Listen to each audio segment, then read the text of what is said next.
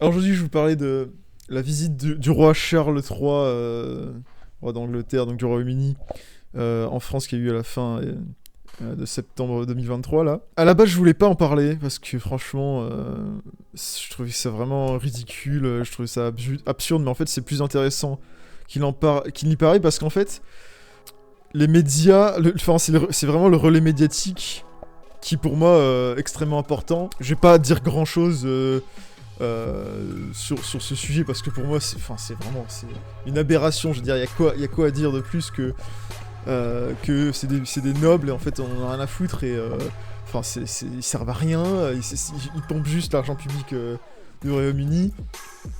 Ils sont les restes d'un système oppressif qui aurait dû être éradiqué totalement depuis longtemps. Donc vraiment pour moi enfin vraiment, il y a rien à dire de plus, quoi. C'est de la pipolisation de la politique. C'est vraiment pour moi une évidence, en fait. J'avais pas à dire grand chose. Mais en fait, encore une fois, ce que j'essaie de montrer en ce moment, c'est le lien qu'il y a entre les puissances médiatiques, les puissances politiques et les puissances financières. Là, c'est plutôt, on va dire, un système politique. Même si, effectivement, la noblesse n'a plus vraiment de pouvoir en Angleterre, mais elle a quand même des privilèges dans toutes les monarchies dites, les monarchies soi-disant, plutôt les royaumes parlementaires, électifs, la noblesse a toujours des privilèges, elle a des biens, elle a des avantages divers fiscaux, par exemple, etc. Donc, les médias se font finalement les défenseurs, d'une certaine manière, de ce système-là, voilà. Donc je voulais parler de médias dont j'ai pas encore parlé, je vais essayer de parler de l'ensemble des médias, du paysage médiatique français. Et là notamment parler du Huffington Post, donc le Huffington Post qui a fait une dizaine de vidéos sur YouTube. Alors là je suis sur YouTube.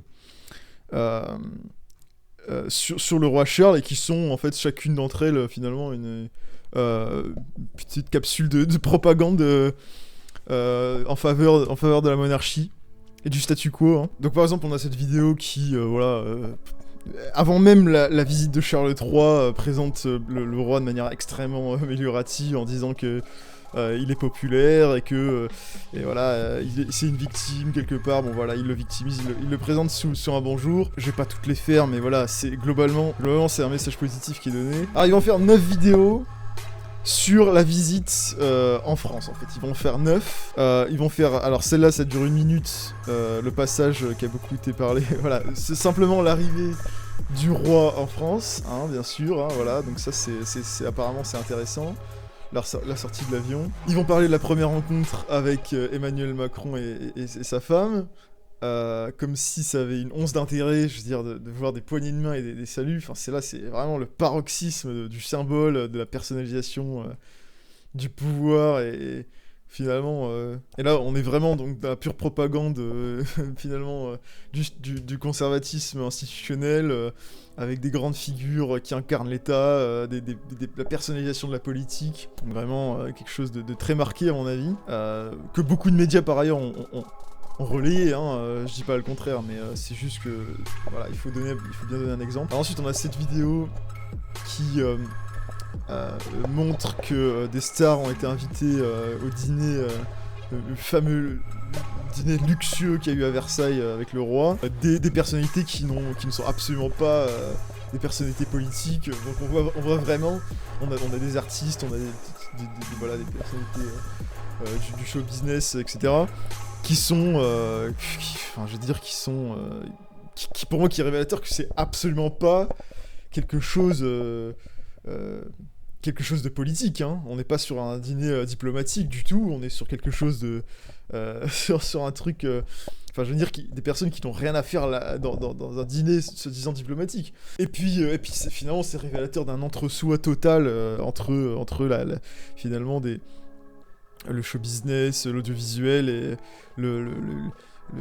les oligarques, et en l'occurrence l'aristocratie. Voilà, ça c'est encore une fois, pour moi c'est un révélateur de ce petit milieu oligarchique qui entretient des relations alors même qu'ils n'ont pas les activités finalement en commun, n'ont pas des objectifs, des travaux à faire concrets en commun. C'est juste de l'entre-soi pur et simple. Bon, ça c'était pour le Huffington Post, mais France Info, une chaîne du service public, a également fait spammer finalement les vidéos sur le sujet. Là on est vraiment sur des pages et des pages de... Donc ça c'était pour le Huffington Post, mais France Info a aussi spammé les vidéos sur le sujet. Donc on a 10 pages avec 10 vidéos par page. Et même en fait c'est carrément des articles avec des vidéos qui parlent de Charles III, de la visite de Charles III notamment. Donc là je vais pas parler de toutes, mais vraiment voilà, c'est quasi systématiquement traité sous un angle de manière améliorative, avantageuse pour le roi en fait. On a un député, donc Louis Boyard, député de gauche, anti-monarchiste, anti-royaliste qui est invité, mais quand il n'y a pas des invités, des opposants politiques à Emmanuel Macron et à la royauté, c'est quasi systématiquement des présentations qui sont amélioratives en fait, hein, ou au pire neutres, enfin au mieux neutres, ouais, je sais pas comment le présenter, mais voilà. Donc là par exemple sur cet article vidéo, on a le bilan de la deuxième journée de visite, hein, voilà. Évidemment après une minute de pub, hein, faut pas déconner non plus, le service public a besoin d'argent, hein. Alors on voit voilà ce qu'ils ont fait. Bon, ça marche pas, apparemment, ça manque de financement. Donc le discours du roi au Sénat. Après, on a voilà la partie de ping-pong que j'ai vue. Bon voilà. Alors ça c'est une présentation, à mon avis améliorative. On peut en débattre, mais voilà, moi je pense que de la manière dont c'est présenté, c'est toujours présenté sous les meilleurs auspices. Hein, je pense que. Et en fait, pour moi, ce qui me choque le plus, c'est l'absence totale, si vous voulez, de contre-discours face à la présentation très élogieuse aussi, qui est faite. Parce qu'en fait, si vous voulez qu'on fasse des vidéos d'information, voilà, sur ce qui s'est passé à la visite de Charles III, à la limite, pourquoi pas, mais en faire 100 vidéos comme ça sur leur site, et ne jamais être capable d'apporter une nuance sur le problème que ça pose en fait,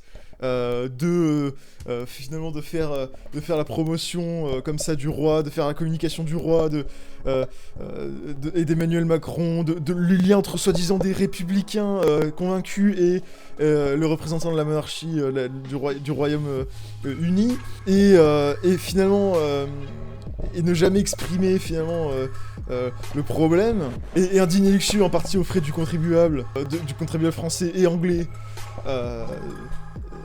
avec des personnalités qui n'ont rien à faire là.